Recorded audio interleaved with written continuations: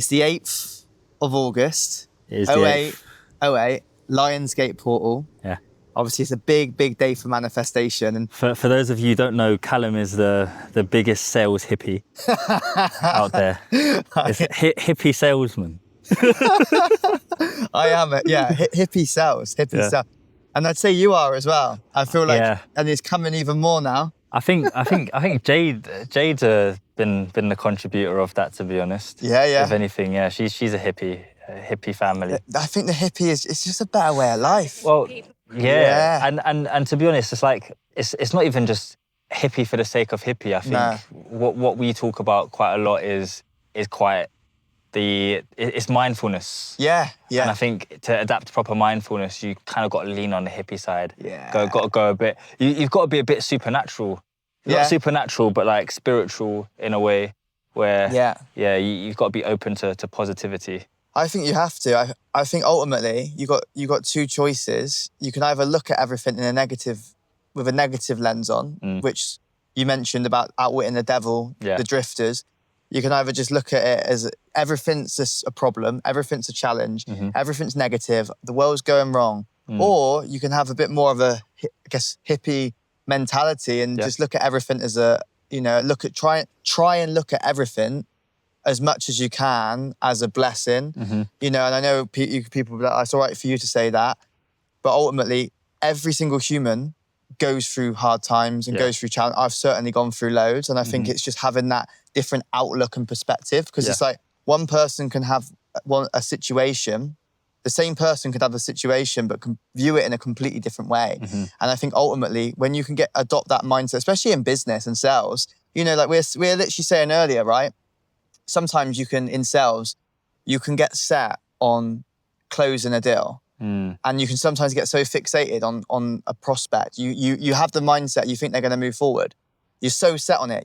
Some people start counting their money. I've done that before. 100%, yeah. And then when it doesn't go in, it's how do you react to that? Yeah, you look at a name in the pipeline and it's kind of like you forecast it, be like, oh yeah, I know this person's going to close, and then all of your eggs are put in one basket and it doesn't work out.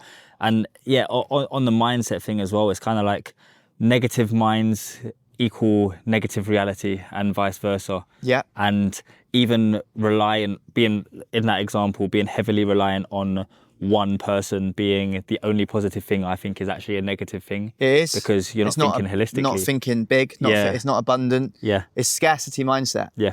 Massively. There's two, it's the same with negative and positive. You've got two ways to operate from. You've got either a scarcity mindset or an abundant mindset. And it's like, I've been in some crazy financial situations, but I've always tried and sometimes I've had to snap myself out of it. And it's like operating from an abundant mindset. Even if you don't physically have that money in the bank, you need to act like you do have that money in the bank. And it just makes you make decisions differently. Whereas when you make decisions from a scared place and a scarcity place, you're holding yourself back. Do you know what? This is something that's been prominent more recently. I've been spending money like I have loads more. And so much more fun. It's more fun, but also every single time I've looked in the bank account, there's always been more money in there. And it's kind of like, it never really goes down when you start spending it. But when I was being more careful about money... Shit kept going wrong, didn't it? Kept going wrong. You kept having car shit going wrong and stuff, didn't you? Fucking parking tickets, to be fair. There's still a parking ticket that I haven't paid. I'm not going to pay it. But parking tickets, business just slowing down.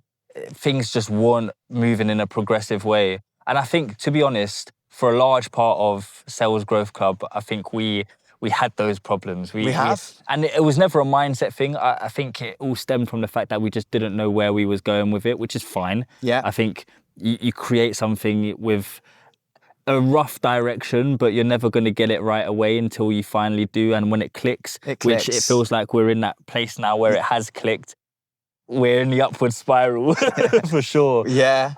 But we've definitely been through stages. We've been through a journey, bro. Yeah. I guess on that note, I reckon we may as well, rewind and reflect, because it's interesting. Obviously, we're filming this right now, this casual chat. It's almost a year into... It'll be about a year since we actually met. Near enough, August. So it was, to give some context, wow, that brings back a lot, actually. And in August 2025 now, August 8th. And it's mad that we've not only known each other for not even a year yet, number one. In terms of Sales Growth Club, that got born in September 2024. But then we were connected in August. In August because of Golden Growth and Freedom Lifestyle. Yeah, so we may as well touch on that. So obviously how this all began was 2024, I went on a mission, and I entered 2024 with my old business partner, and also my best friend, Jacob, and we're still best friends now, which I'm so grateful for. And we started Freedom Lifestyle, interestingly, back in a time when I was doing high ticket sales, and it was in the solar panel industry. It was commission only. And I was driving around the country. I was in the UK, and as you know me very well, Jordan, I love the UK. A lot of amazing things. Is it allergic to the UK? Yeah, you love it, but you're allergic. It's like chocolate. If you have an allergy to dairy, like you can't stop eating it. But it does make you feel a bit sick after a while. But, I'm very blessed and there's so many amazing things in the UK, amazing people, amazing nature as well, which I love. I think for me, I love being in the sun. I thrive in the sun. And it was actually like when I was doing high ticket sales, and I really want to touch on this point actually, I was earning good money. I had one month, I did over £100,000 in deals, which was £10,000 in commission. And that's one of them goals that a lot of people get into sales want to hit. And I'm not going to lie, I was absolutely, when I achieved it, I was absolutely buzzing. And the month before that, this was in 2022, and it was actually, funny enough, it was August. A lot of things happen in August. And I actually seen a Gary V reel the other day of talking about how August is the month where you can make the most moves, and it really sets you up for the rest of the year. Because August is that month, especially in the UK, where it's summer. There's a lot of distractions, summer holidays. There's a lot going on. Business can slow down for a lot of people. Whereas I always live by something is watch what everyone does and do the opposite. When everybody's slowing down, speed up, double down. And I think August is a really good time to do that. So it's interesting that August seems to be this reoccurring month in my life, actually thinking about it. And it's the 8th month of the year. And 888 is... angel number focused on financial manifestation. Growth. Yeah. So it's interesting how that is actually before Callum didn't used to be before hippie when Callum used to be an alcoholic, a party boy. I wasn't into that type of stuff. But August is reflecting has always been a big month for me. And it was when I was in high ticket sales in the solar panel industry. I was closing £10,000 to £25,000 systems, and I was doing well, and I was smashing it, and I was spending a lot of money. I was living a good life because I was earning really good money, and I had that, there's no better, closing a deal, that feeling you get from closing a high ticket deal, like it is amazing, right? It is a good feeling. And, but I still felt trapped. And the reason why I felt trapped was because, and you'll relate to this because you were obviously in corporate. I was in high ticket sales, I was earning good money, but I was stuck in England 6 days a week. I was driving around the country, invested into petrol. I pretty much lived on the road. And the penny dropped for me when one day I left the house at like 7:30 in the morning. I got home at 9 at night, and I reflected on, I've been out all day. I've been eating crappy meal deals because I didn't really have the time bandwidth to be doing meal preps and all that because I was on the road a lot of the time and it gets tiring driving around. And the penny dropped to me. I was like, there must be a better way of doing this. And funny enough, I was actually on an edible, and I had the epiphany that I should be doing this remote. So then I actually started my own limited company called Solar for New Builds, and I invested into £2,000. Me and a guy called Charlie, one of my best friends, who I actually lived with at the time, we were selling solar together. We were just on a mission together. This was like just after lockdown period. And on a mission, started winning in the morning, really good routine, making good money. And when I had that epiphany, I was like, when you have these codes and ideas, you need to act fast. So I did. I ended up getting connected with someone that could run ads. We invested £2,000 into ads, and we then had all the numbers to dial. And this is one of my first experiences of like calling leads. I started booking in virtual appointments. Yeah. And the first deal that I closed virtually, it was a £25,000 deal in terms of for the business I was representing. And because I generated my own lead myself, I got double commission. So I actually made, in that 1 hour, I made £2,950 in an hour. I did it remotely and I went, ooh, I'm onto something here. Yeah. And that was when I was going to build, and it's mad, fast forward to now what we're doing. I was going to build a remote sales team for the company and grow it. So they had another stream of income, but it also gave an opportunity for people to live a bit more of a free life while doing sales, because a lot of people are in this hustle culture in sales. They don't have a life. They earn good money, but they don't have a life. They sacrifice their health, they sacrifice their relationships, and they're not having any fun either. And this is something that me and you are really big on, is that holistic approach to selling. And unfortunately, the company didn't want me to scale that sales team. So that was the reason why I left. I started the Freedom Lifestyle podcast 2.5 years ago with my old business partner, Jacob. We started interviewing a lot of 6, 7, 8. We even interviewed a guy called Spencer Lodge, who's worth 9 figures. He's worth 100 million. And I was living at my nan's house, interviewing multi-millionaires that I wasn't paying to get on my podcast. I was just networking. I was investing into networking events to get to these events. I was sending video messages that I look back on now and I'm like, wow, fair play. I landed these guys with the video messages that I was sending, but I was doing it. That's the best way to do outreach. It is the best way to do it. It's personal, it's different. A lot of these people aren't getting video messages or voice notes and stuff like that. And you know, when you get a voice note or a video message, it creates curiosity, doesn't it? You actually want to look at it. Like from DMs that I get, every single text DM that I get, I don't read anymore. No. I don't read any of them. Not one. Not one. They blur into one, don't they? They blur into one. I don't even bother. I don't waste my time on it. I kind of look at it opening line and move on straight away. However, any voice message I get, any video I get, I'll always watch it. Yeah. Even if I don't get back to them, majority of the time I'll get back and at least say I'm not interested. Yeah. But I'll watch it. Yeah. Text messages don't even get looked at anymore. Yeah, I agree. We get so many. And I think that's the thing as well. There's a difference of like, if you run a business compared to not running a business, people go onto our personal brands and they know we run a business. So we're just a massive target. Yeah. And we're also a target for people wanting sales roles and then also for people trying to sell us businesses. Yeah. So we see it all. And I think actually it's a blessing because we can kind of see what's working. And see what's not working. And what's catching our eye, right? Yeah. And when I left and started the podcast, I just went on a rabbit hole of like, I want this freedom, hence the name Freedom Lifestyle. And I just got obsessed with the online business world. I thought, well, if that company isn't going to let me run a sales team remotely, I'm going to need to create my own sales team. Yep. But I started off with I was saying about this to my girlfriend the other day, I was starting off with a £20 membership. Like, how on earth did I think I was going to be able to scale that? However, it got me started. You know, it got the ball rolling. We got like 60 clients on at £20 a month, making about 1,200 a month.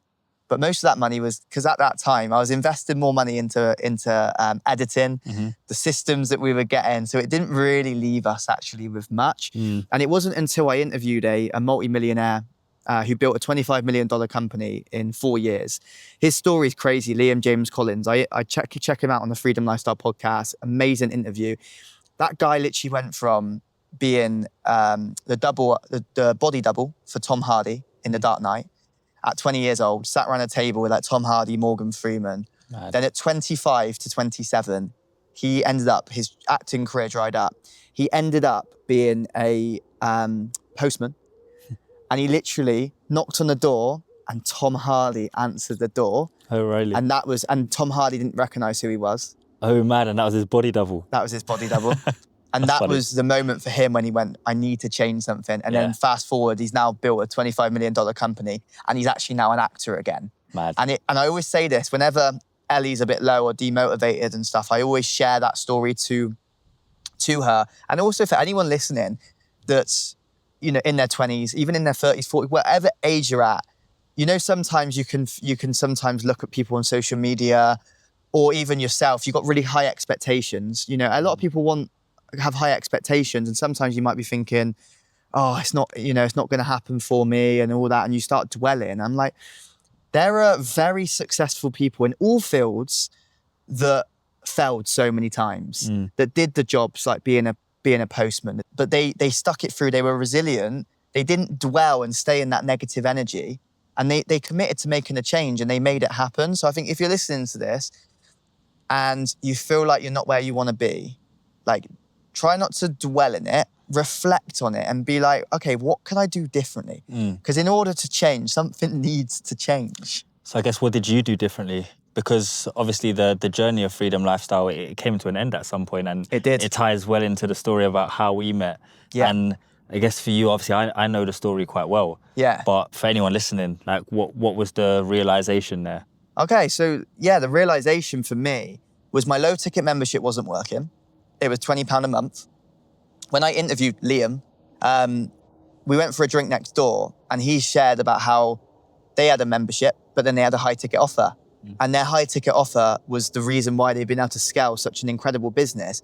But not only be able to scale an incredible business financially, but also when people pay, they pay attention. So not only are you going to make more money financially for you and your business, which you can reinvest to do amazing things, you get to live an amazing life, but also you can help a lot of people. But by people investing more higher ticket, they take it more seriously, and then they're more likely going to get results. So it is literally a win-win-win all round. So that was at that point was the biggest change for me, and it was a very uncomfortable decision. Me and Jacob made a decision, my old business partner at the time, to invest $20,000. We didn't have $20,000, by the way, but we just knew we had to do it. We knew we wanted him as our one-to-one mentor because we really looked up to him. We were inspired by him. We wanted to create what he created in our own way. So we made it happen. I had to ask some money from family. I haven't got a wealthy family. I made the uncomfortable decision because I had to get resourceful, and I knew that this was a big opportunity, that he didn't do a lot of one-to-one work because he had such a scalable business, very successful guy. I went, we got to do it. And we made it happen. And that was fast forward 6 months. We did our first launch for our high ticket sales program at the time. And we made £16,500 in 3 days, which is like, about $20,000 from 3 days. And we were like, wow, we're on to something. But here's where it went wrong moving into the next year. My business partner and best friend Jacob was actually in Thailand, and he had a bit of a realization because I was going really down the sales route. Jacob he studied empowered intelligence, deep work to do with like trauma and limiting beliefs, deep psychology work. And he had this feeling that the route that we were going down with Freedom Lifestyle wasn't the route for him. So he actually, and it was mad because me and my girlfriend Ellie, this was in 2024. We entered the new year staying at Champneys. We entered the new year at Champneys, and we actually stayed at Champneys for 2 whole months. We lived at Champneys all of January, all of February. And I was running my first live launch of the program that I launched. But Jacob left Freedom Lifestyle in January. So now I'm like, I got to run this, I got to do the service delivery. But now I've also got to bring in new clients. And my head completely fried. And that was when I realized that appointment setting and finding other ways to bring in appointments was so important. But a lot of my time was spent on actually service delivery. I didn't have the time and bandwidth, and also the knowledge of how to consistently book appointments to close deals and generate business for my business. So that's why all that year, I just went on an absolute rabbit hole to try and work out the best strategies to actually get appointments. And there were so many different shiny objects. There's always so many different client acquisition strategies out there. But then there's so many different ways of doing the same thing. But once you find one, that's all you need, really. Double down on it. Exactly. But it's good to have a few different ones. Of course. So then you're not reliant. Yep. You're not just reliant on one. And I think that's where a lot of coaches that I'm noticing and experts go wrong, is they just rely on ads. Or they rely on none. Like in your situation, right? There's a lot of coaches out there who don't understand how they can create that attention in the first place. It's like, content's great, right? But content isn't enough. No. And that's one thing that's pushed quite a lot. Of course, personal branding is important. I think everyone should have a personal brand. But if you're relying on your personal brand to be your client acquisition mechanism, then it's a problem, Yeah. right? Because you're just putting out content for And people to hoping. consume. Yeah, exactly. You become a content creator and not a business owner. And the interesting part about client acquisition, and we can kind of go full circle because it's what we're doing now, is it's how can you use that content to firstly create that attention, but then what do you do with the attention? That's the important part. Yeah. It's about converting that attention into a lead, and that lead into an appointment, and then that appointment into a close. And that's the thing that people typically miss. They're like, I can put content out there, I can get the views, I can get the likes, I can get the comments, I can get people following me, but what am I doing from there? Yeah. You know? Yeah. And yes, there are some amazing marketing strategies, and we know some people that do some amazing like marketing strategies on personal branding, but that can sometimes dry up. Yeah. And you're then reliant on these crazy strategies and crazy launches and stuff all the time. And that can be quite draining. And not only that, you can get fatigue. Yeah. You need other ways, whether that's obviously ads, whether that's appointment setters, YouTube, building up a you need other ways to bring in new traffic. And obviously that's where, me and you come into play and got connected, was because I knew I needed another way to grow Freedom Lifestyle. And obviously one of our very good friends, Roll, who has actually just announced that he is going to come in as a guest speaker at the first SGC, Sales Growth Club, sales retreat at the one and only Champneys Luxury Spa, which we're so grateful to have him here. He's built the door knocking empire around the UK. I didn't even know door knocking was a thing in the UK until I actually got connected with Roll back in the solar days. He's done a collective of over 1.7 billion in sales from all of his door knocking teams across surprised. The UK. When you see his content, to be fair, and the people that he brings together, he's doing his thing over there, so I'm not surprised. He's an expert at leadership. It's going to be the first of many. Obviously, we did our first event, but that was obviously just like a day event. We did that in London. We obviously sold that out. The people there, like the energy there, sometimes you go to a networking event or a business event and the energy's flat, it's awkward conversations. But I think because we had a room full of people that were, entrepreneurial, a lot of them were into sales or wanting to get into sales. I don't know, the conversations, it flowed. It felt different. And we didn't even really need to get involved that much. Like, in terms of for you, that your experience of us running that event, like me and you both said to each other, that went better than we even thought. Yeah, and to be honest, I always expected it to go I expected it to be an easy event, to be honest. I didn't think it would be difficult because we knew who he was bringing in. Like, we had conversations with everyone who was going to be coming, but I think the turnout was better than we expected. Didn't think as many people would turn up, to be completely honest. I mean, yeah, everyone did. More people turned up than we even sold tickets.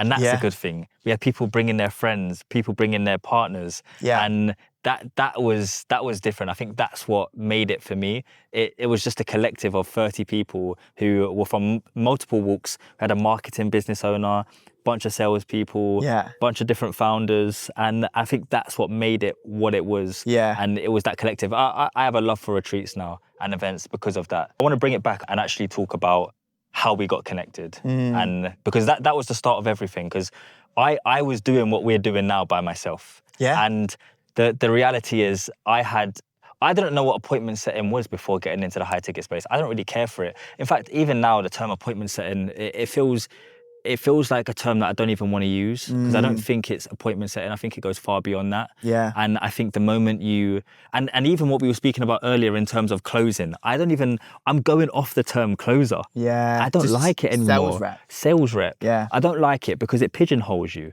And an appointment setter is someone who sets appointments. A closer is someone who closes a deal. But sales is far more than that. There's far more that happens in the process of getting that appointment in there. And there's far more that happens in order to get a deal closed. And the moment you pigeonhole yourself into being a setter or a closer, it's a problem. And it brings me back to why I actually started. I want to share a little bit of this because, again, I was never an appointment setter. I was never a closer. My experience in sales was, like you mentioned, in corporate, working for a SaaS company. And the way I looked at sales in a SaaS organization is the way that I see us building partnerships now and how we want to grow our sales team, because it's far beyond setting an appointment and closing a deal. You have SDRs who are responsible for cold calling, emails, multiple. What is SDRs, by the way? So an SDR is a sales development rep. And again, I'm seeing SDR used again now in the high ticket space. I'm seeing it popping up. Yeah. And I don't know whether it's used as it's meant to. I think people use SDR as a term for a dialer, which is interesting. Right. So you've got like an appointment setter, and then you've got a dialer, which is the SDR. Okay. Because I've been seeing it, and then I didn't really know that term until I met you. Yeah, it's very corporate language. It is. So you've got SDR or BDR, business development rep or sales development rep. Yeah. And essentially, their role is to be the face of the brand to a degree, because they're having the first initial conversations with your prospects. So essentially it is an appointment setter. If we're going to compare the two, right, you've got SDRs, which are appointment setters, and then you've got account executives, which are your closers. But the roles are very, very different. If you look at what an SDR does, they're responsible for managing, so they have their own pipeline of people who aren't even aware of what your business does just yet. And they have to send the emails, make the cold calls, manage LinkedIn conversations. They need to have multi-channel outreach for every particular person. They need to know exactly what that persona cares about, what their pains are, and then they need to position a solution perfectly to them. Now, the way that differs from an appointment setter is an appointment setter is just going to send out a bunch of messages and hope one sticks and then set an appointment. Whereas an SDR actually has the relationship with the prospect before they even engage an account executive. Now, if you look at the two, your appointment setters are usually on someone else's account. Yeah. So they're not really a person in a way. They're being a persona. They are. They're almost like a robot. If you think of it from an appointment setter standpoint, you're pretending to be someone else, and you're just trying to take someone who has a bit of interest and turn them into a meeting, where they're going to build a relationship with either the business owner or the closer. And I think any appointment setter listening to this, I think if you start thinking of yourself like a sales development rep, where your own personal brand and you're building relationships with people, firstly, it's a fast track to progressing in sales, and it's more fun, but also it's like you're more confident now and you're more likely going to transition into being a closer because you've developed the skills early on. And this is the one thing that I learned from the corporate world. I wanted to bring that into the high ticket space. Yeah, which has been a game changer for me. Yeah. It's made me think so much differently. Exactly. I think I've made you think a lot differently. Yeah. But then you've made me think a lot differently. But also, and this is going to be controversial, I actually felt less free when I was high ticket closing than I did when I was in the corporate world. Wow. Yeah. And that's not something that's spoken about too often. I was thankful enough to be in a SaaS company and have a bit of freedom because we were working remotely.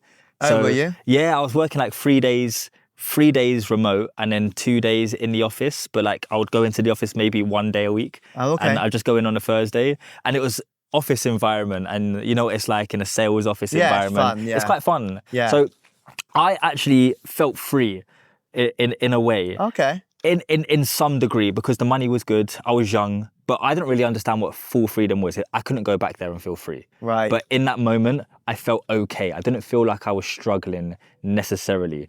I didn't like the aspect of being a number in a company. Yeah, you said I didn't that. like the idea of making someone else money. However, the transition into the high ticket space, and this is something I wanted to touch on because you're taking calls from 9 a.m. pretty much till 7 p.m. That's what I was doing, back to back. My calendar was stacked every single day, 9 till 7. So I'm waking up early, I'm on back-to-back calls, there's no time for a break, nothing. It was actually pretty shit. And you're constantly on calls, it's like you're sharing energy with people who don't necessarily always have energy to give back to you. So you can leave one call, or you can leave one call drained. You can get on another call and it lifts your energy up. But when you rely on other people to dictate your mood, it's never going to be positive. It's not good. Right? So you need to be able to have control of that. And the one thing, the key thing that I took away from high ticket sales was just seeing a different business model and how they operate. And through seeing that business model, I was able to notice gaps. And I was able to plug those gaps with the knowledge that I had from business development in corporate. And it's so strange because the high ticket space from when I saw it back in the day, it's changed quite a bit, which I'm glad about. And I feel like the way we've built Sales Growth Club is it defies the way the traditional high ticket businesses are built, but it's quite transactional. It's almost like you have an offer and you're just selling more and more people, and sometimes service delivery slips because you bring so many new people in. And when your business is heavily reliant on just sales, I always feel like there's going to be challenges that you come across, because there are going to be times where your pipeline dries up. And then what does that mean for your monthly, right? You don't want to have dips like that in your revenue. And I obviously, I looked at it from the business that I was working in, but I thought, if we was to bring in a business development function into this company and have more structure with the way we approach clients and the way we deal with prospects, you're going to have more longevity. You're going to have happier clients who actually want to stick around because they have a better experience. They've had a better experience. And that was why I started Golden Growth initially, because I said, I don't like the way that sales is done in this space. And I've done sales in a place where it was done properly. And this company, the companies that I was working for, multi-million pound companies, dollars. Seismic are the biggest sales enablement company that there is. They're doing ARR of millions and millions they're doing annually. So it's done properly, and their sales infrastructure it's more professional. There. It's far more professional, and also the longevity of clients are there because they have a better relationship pre-sales. And then obviously if it matches post-sales, then it works. But that was the premise for building Golden Growth. It was just tying those together. And I think we'll talk about this more, about where Sales Growth Clubs come and where it is right now. But I feel like we've been very successful, because Golden Growth wasn't necessarily super successful, in my opinion. It done well. I mean, it led you to me. Exactly, and I was your client. It was meant to happen. It was meant to happen that way. I feel like you got to start somewhere. I seen to. I was actually Roll, funnily enough, his Instagram post was wicked today. I seen he put a quote up or something, and he put something and then about trying to make it perfect. Yeah. And then he quoted some guy, some I don't know, successful guy, and he put, if your product is perfect, then you started to or something like, if your product was perfect, you should have started sooner. Yeah. It was like, you should actually be embarrassed about what it started like. Yep. And I think like that with, fuck me, if I go back and even, in the future, we might look at this content and say the same, but I look back at my older content, my older business, what I did, like what I said to you earlier, I sent a video message to Mike Schill, obviously one of Grant Cardone's top salesmen. I landed him on the Freedom Lifestyle podcast. Incredible guy, incredible episode.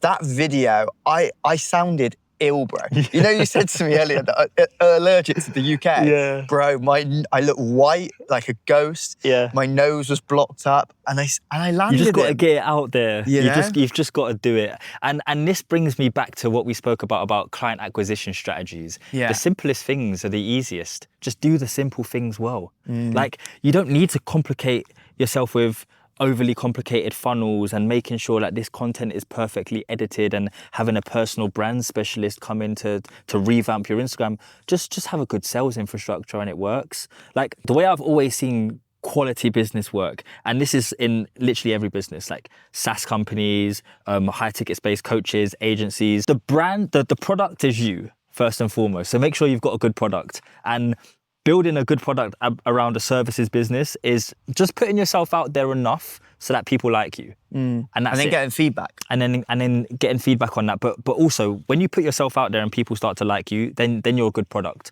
Because in a market where everything is saturated, there are lots of sales coaches. There's lots of everything. There's lots of sales agencies, marketing agencies, left, right, center. There's so many people doing the same thing as you. The only thing that's going to differentiate you from them is you. So you are your product, first and foremost. Your offer obviously is going to tie into that, but your offer grows over time.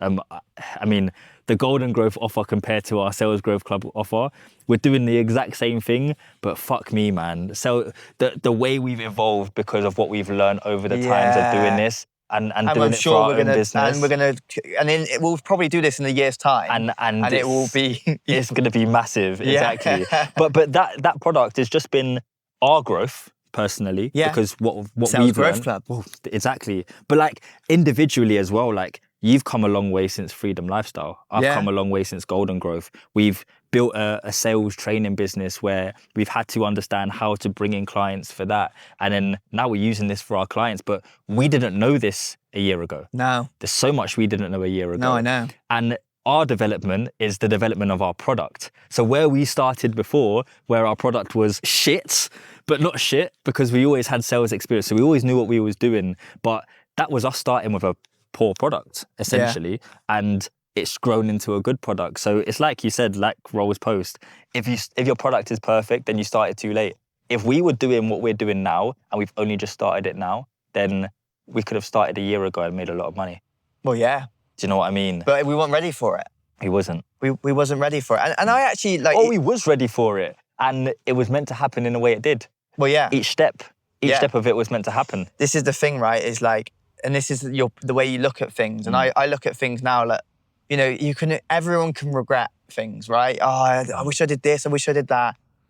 But everything that happens that you've done has changed your whole life. It's like it's like during the lockdown period, I was so fixated on getting out of the UK and I was stuck there. But if I didn't get stuck there, I would not be sat here with you now.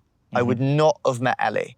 I would not have met Jacob, who I run my business with and podcast. I wouldn't have had the experiences that I've had. Like my whole life, I might not be here. Like this is how granular this stuff can get. And I think one of my biggest lessons I've learned now in business, in sales, in life, is just surrender. Like surrender more. And it makes life so much more peaceful because you're like what I said earlier, you know, you could be fixated on getting a sale and then it doesn't go in, and you could let that ruin your day, and then you get in a negative state, and then that's going to have a knock-on impact with someone that's ready to buy. Yeah. And it's like, just surrender to it. They're still in the pipeline as long as you didn't, because the way we're running sales teams, and we'll move on to how we're obviously scaling. You know, sales teams now for experts, because we spotted a massive gap. Yeah. Between me and you, we've been in quite a few different sales roles in different environments, corporate, direct sales, remote high-ticket sales. I've done high-ticket sales in person. Like we have done the rounds. Yeah. We've done it all. Agency and coaching. So we've done majority of the ways of selling, and we spotted a lot of gaps. And I actually went off on a tangent, and now I can't remember what I was saying. Yes, we've done it all. But there are so many similarities. And in fact, not even so many similarities, it's all the same. Yeah. It is literally all the same. And the main thing that rings the bell is relationships. Yeah. It's all about building relationships because people buy from people. And I think that's what we've nailed now. I'm seeing a lot online now of people saying about not relationships. And I think let them say that. Yeah. More business for us. Yeah, because the thing is, right, is when you close a deal, when you've built a really good relationship, they're going to, number one, is the likelihood of them cancelling and asking for a refund is so much more likely they're going to stay, number one, because they've got a really good relationship. Number two, they've had a better experience before they've even bought anyway. Number three, they're going to be more tapped in when they have invested. And number four, they're more likely then going to give you referrals. And I think this is the thing of longevity, like you mentioned. We're creating a system for experts that's going to have a longevity of a sales business, because when you have that amazing, even like for instance, if you don't close that deal today that you were fixated on, as long as you didn't burn that lead and you built a really good relationship, they're going to be watching. Yep. You know, so if whoever, you know, if you're the expert, the coach, or you're representing them, as long as they're continuing, you know, you've got them on there. If they've got them on email lists, you're continuing to nurture on emails. Yep. You're continuing to build your personal brand.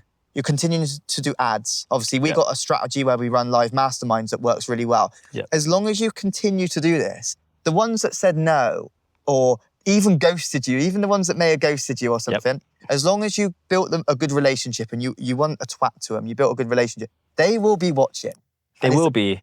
And it's all about pipeline management. And this is the thing, right? If you get into a transactional sales mindset, you're always looking for the next. You're always looking for the next new shiny object. And that can be a massive burden. It is a massive burden in sales, because then you're capped. You're capped. You're looking at new people come in. You're like, okay, well, now I've got this select few people that I can close. And then tomorrow I'm going to have a new select few people that I can close. Yeah. And then you're very limited. Dries... Exactly. And let's say, for example, you close a deal a day out of what's booked into your calendar. Let's say you have 5 calls booked into your calendar, 1 of them a day you close. Very good, first and foremost. If you're closing a deal a day, you're laughing in the high ticket space. However, out of those 5 calls, how many of them are maybe interested, they want to move forward, but there's just a little bit of scarcity, there's a few limiting beliefs there that are holding them back? Probably, a lot of it's trust. Probably 4 of them, probably the 4 that you didn't close, and that's all it was. However, that person might just need a bit more time.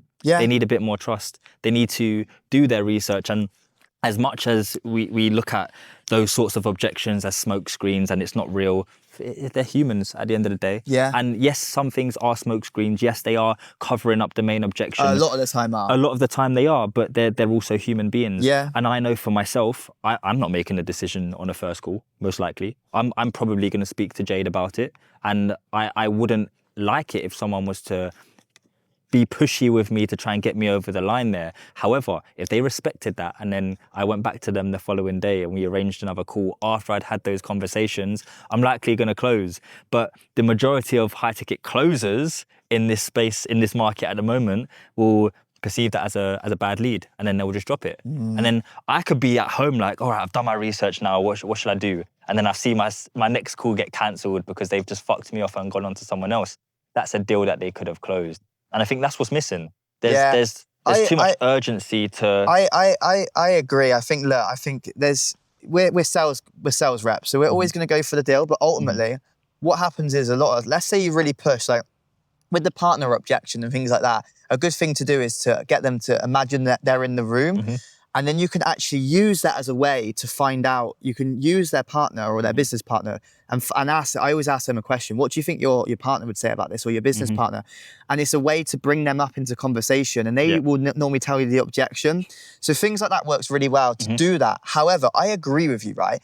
If you get pushed so hard to do something and then you then go back, because the issue is when you now got to go back to your partner or your business partner or whatever, and now you're the one that's got to sell it. The better way of doing it is, number one, actually find out, before you pitch someone, find out who else needs to be involved with this decision. Of course. Because if you were to turn around to me, I was on a call with you, and you were to tell me that I have a joint bank account with my partner, like me and you, we make decisions together because we're running a business, we're sharing a bank account, so we do make decisions together, and that is and the objection you usually give is normally the objection you get back. It is a psychological thing, but we do make decisions together.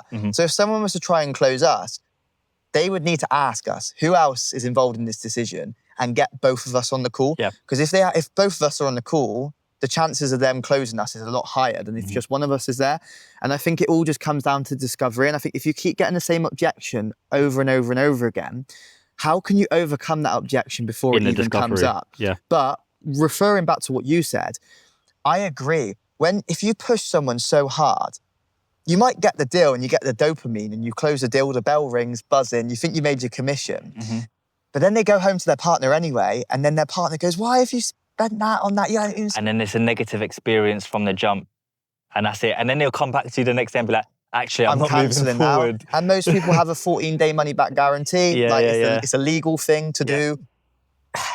So like, even if you've really pushed to get that deal, it can backfire a lot. And that's where I think it goes wrong a lot, because then you get desperate. And I always say this, what happens when you chase a dog? It runs away. It runs away. And I think there's too much desperation, and they call it commission breath, don't they? I think especially in the appointment setting world, because I think appointment setters a lot of the time are staring at a screen, their screen time's through the roof, they're probably agitated, their families probably are like, what are you doing? Get a real job. So, of course, they're in this state of desperation. And then that comes across in the messaging. And this is, I think, one of the biggest issues. Closers too. Like what I said, being back-to-back on calls, you're in a state of desperation. You need to get deals closed. And it can be the exact same thing that comes across in your calls. Of course it can. And that's where it goes wrong. And I think when you have that mindset, and we call it the CEO seller system, we've created the CEO seller system, and it's focusing on mindset. It's focusing on being a networker and building relationships. And it's focused on being a deal maker.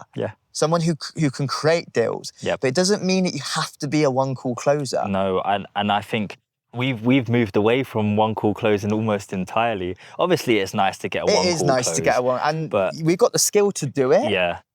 However, from like experience, the one call closes are usually the ones that are more likely going to cancel. Mm-hmm. They're usually the ones that are going to cause the biggest headaches. Yeah. Actually, having that exclusive, the exclusive mindset that you got to get accepted onto this. We're not just. It's like us running this retreat 3 days. Like it's an application. Yeah. Like we're not just opening it up for anyone to buy it. Actually, no, it's an application. We want to make sure we've got the right people here. It's going to be a really good energy because all it takes is one bad egg. Yep. You know, to ruin a good meal, right? And even the one call closes that work, there's a lot that goes in on the back end of that deal to make it a successful one call close. You need to build a lot of trust. There needs to be a lot of trust, especially in the online world. Yeah, and most people who do close on a one call are almost like, I'm gonna do it anyway. Yeah. They get on that call knowing that they're gonna close, and that's why the one call close is successful. But we've seen a lot of success in doing deep discovery and then finding out whether they are a right fit, and then going back to them and being like, look, we actually think you're a good fit for this. This is what it looks like. Yeah. Let's move forward. And it's created better experiences. Yeah. We've had less no-shows on the second calls because people trust us. Wow. How many? The ones that have when people go straight on a call with. I've gone on sales calls and I don't even know who the guy is. I've not watched any content assets. They've built no trust, and it's just a hard pitch straight away. Mm-hmm. They're the one, and because you do, the objections you get are normally the ones that you use yourself. So I am pretty firm, and I do actually say, like, I'll say no to people. Yeah. Like, I'm not gonna, I need to think about it. No, it's a no or a yes, or I do say, we need a call with Jordan or whatever. Mm-hmm. However, when it comes to the one call closing mentality, what happens a lot is when you don't close it, you then book them in for a follow-up call. They're the ones that never show. They never show. So then not only have you burnt the lead, but you've also now booked in another call and they don't even turn up. Someone else could have booked in that spot. So you've almost had two calls without having the two calls when you think about it like this. So actually, if you just built a really good relationship with them, booked in another call with them, and then in between that time, built more trust, built more relationships, gave them more value to watch throughout, sent them testimonials, then boom, when you're on that next call, then you can go in for the close. And then imagine having 50 of them in the works at the same time. You know you're getting deals closed. Exactly. And this is we use the term low-hanging fruit when I was at Seismic, and every morning my sales manager used to come up to us and be like, what's your low-hanging fruit for the day? So what deals can you just pick off with ease? Like, obviously we were setting appointments. So what meetings can you pick off from the lowest hanging fruit on the tree? And those would always be the ones that you've got a relationship with already. Yeah, they already understand the business. You've spoken to them before. They're considering, for example, we were selling sales enablement software. So maybe they're looking into like consolidating their tech stack, or there's some initiative happening in the business which makes sense for them to have a conversation with us. Because there always needs to be something that makes sense. It's like there needs to be a pain, there needs to be a desire. Same in the high ticket space. And we used to look at the low hanging fruit and say, okay, well, there's this company here. They have an active initiative to train their sales reps. We've spoken to one of them in the past. They brought in a new sales enablement director.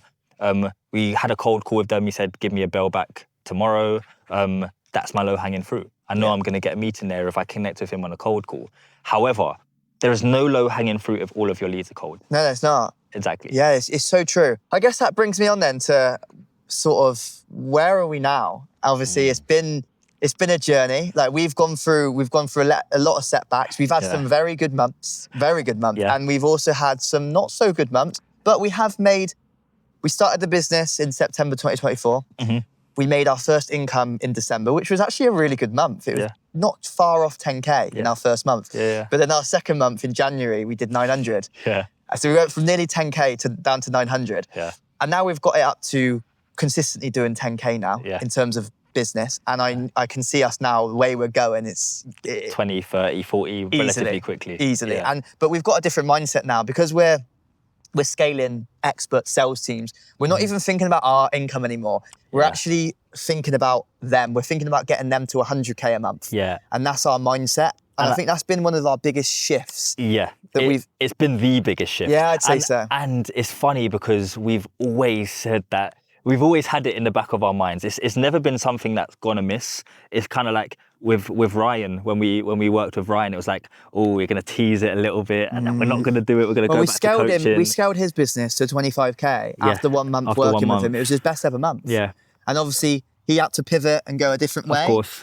However, that was a taster for us. It was a taster for us. And then we kind of went back, and the interesting thing is everything we learned for what we're doing for our clients now, we did for ourselves. We did. It was all tested. And it was all tested. Obviously, I've recently got fully qualified as a psychologist coach, and I'm now doing NLP, which is even deeper. And I've done so much mindset work, and my lifestyle, my routine, my habits has been such a massive impact for me that when I was in high ticket sales and I was going from earning a few £1,000s a month to then earning £10,000 a month in high ticket sales and commission, the biggest shifts wasn't necessarily the skills. It was actually more like the language that I was using, the habits that I was having, getting into manifestation. And I would argue that's skill.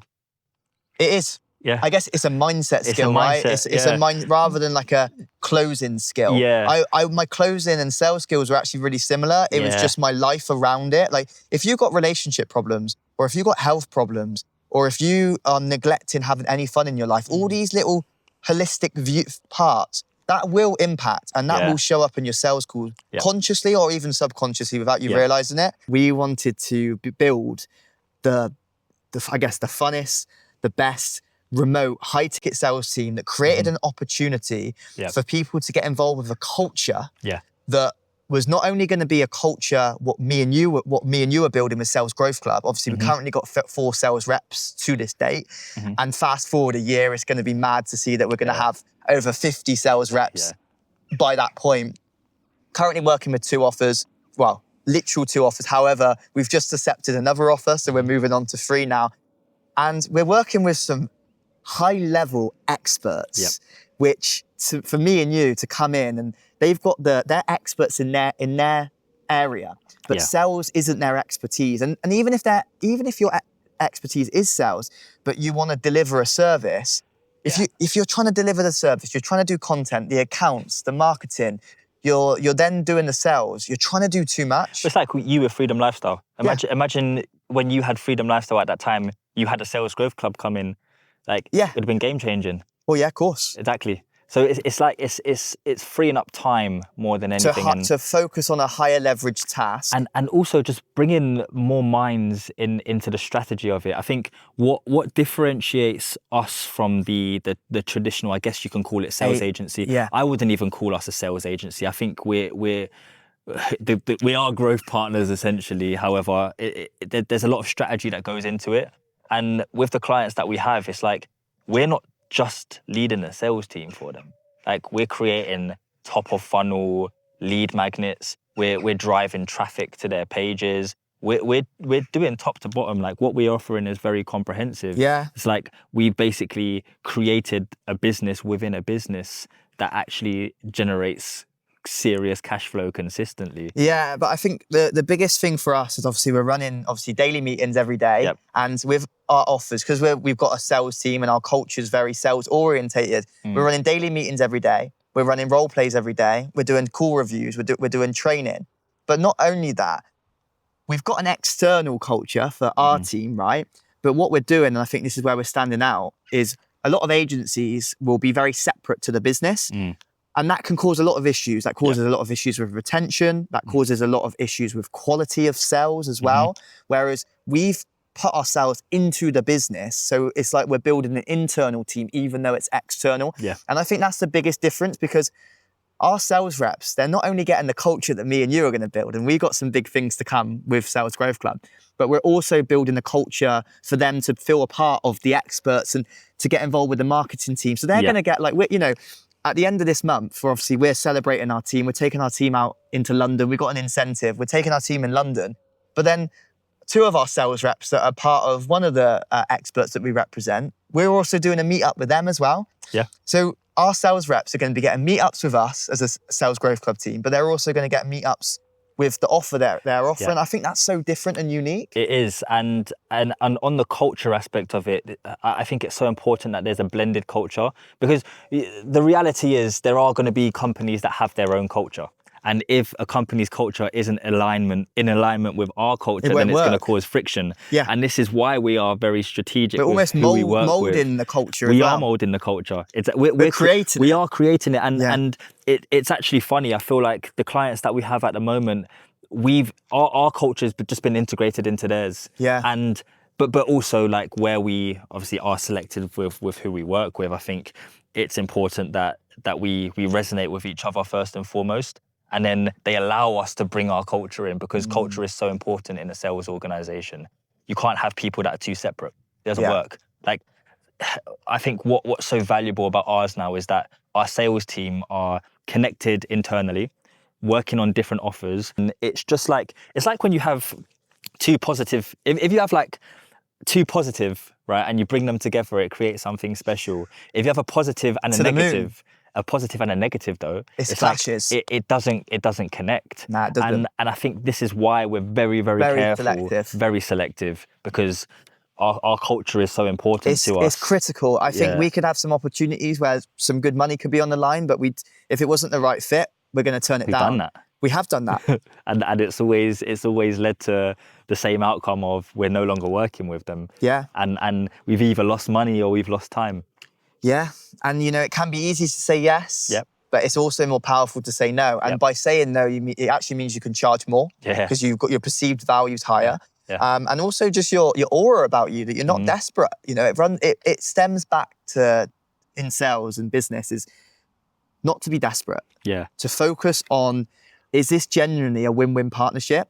Because if it's a win-win partnership, let's get that deal closed. Yeah. If it's not a win-win partnership, move on. Yeah. And I think that's critical in business. Yeah, make sure to get connected with us. And if you are, a coach or an expert and you're looking to scale your sales team and you feel like there's alignment here, then give us a message on our socials on Sales Growth Club, and we can lock in a call. And I think ultimately for us, it's got to be a win-win. It's got to be a win for them, and it's 100%. also got to be a win for us, because we've got to be careful in regard to scaling this. Yes. We've got to be very selective. And I think as we grow, it's going to become more, not corporate, but in the respect that we're going to need some A players to be involved in this mission. 100%. I think, I love the concept of scaling. I think every business goes through a little scaling phase. However, I feel like we're going to scale slightly differently to what the usual business in this situation would. I feel like a lot of companies now, they focus on taking on new clients. It's always like, new clients. Constantly. And you end up in a bit of a hamster wheel. Hamster wheel. Yeah, and I think we'll scale differently. I think the way we scale is by helping others scale. But that's it. It's like we partner with the right people.